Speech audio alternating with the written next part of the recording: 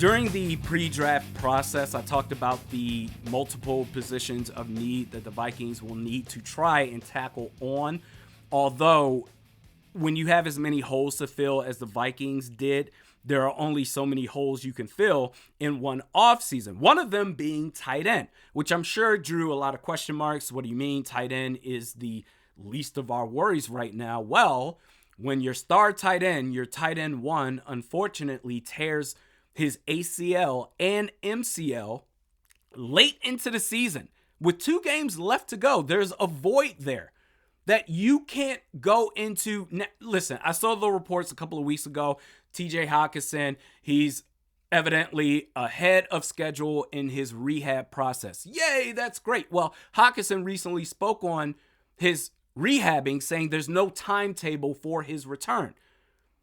That I wouldn't be surprised if he started the year off on the PUP list, missing the first 4 games. And you can't go into next year with just Josh Oliver and Johnny Munt. That's not going to get it done.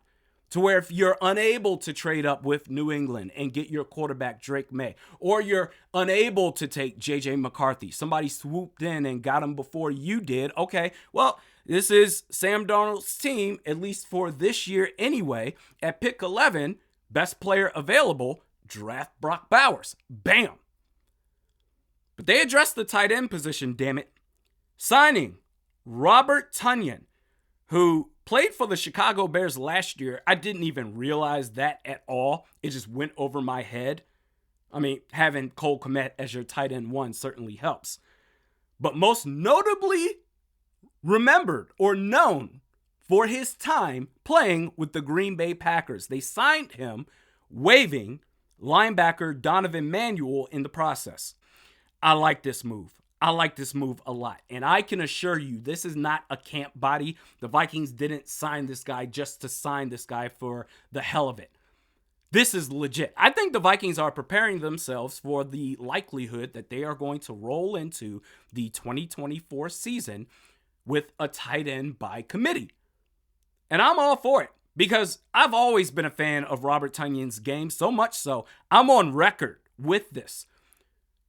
Almost 4 years ago, October of 2020, I think this was Halloween weekend, I collabed with Tom Grossi and we did a Vikings at Packers preview. Vikings at Lambeau Field. Surprisingly enough, that bleep show of a season for the Vikings 2020, they managed to pull off that win. Dalvin Cook had like 4 touchdowns. It was crazy. But part of my analysis for the Vikings to prepare themselves, to give themselves the best chance to win was, hey, you can look at the receivers, you can look at the dump-off passes that they're going to do to Aaron Jones and company right when you least expect it. Robert Tonyan will destroy you. He can stretch the field. He has great hands. I know this. We know this because every time the Packers played the Vikings and Robert Tonyan was there, he gave us issues. And ironically enough, 2020, that was his best year as a pro. He scored 11 touchdowns. He's already 30 years old. So who knows if having Cole Kmet certainly helps in Chicago. So that's probably why he didn't get much PT. But you're going to have to, I think, in part, rely on this guy. And this guy can play. I can't emphasize this enough. I saw that alert when it came in. Was like, hey, Vikings signing Robert Tonyan. This came from Adam Schefter. I said, no bleep, no ish. Can't say it because YouTube is weird about that stuff now. They really signed this guy? Okay. I feel a lot better about this tight end room now. Robert Tonyan, welcome to Minnesota.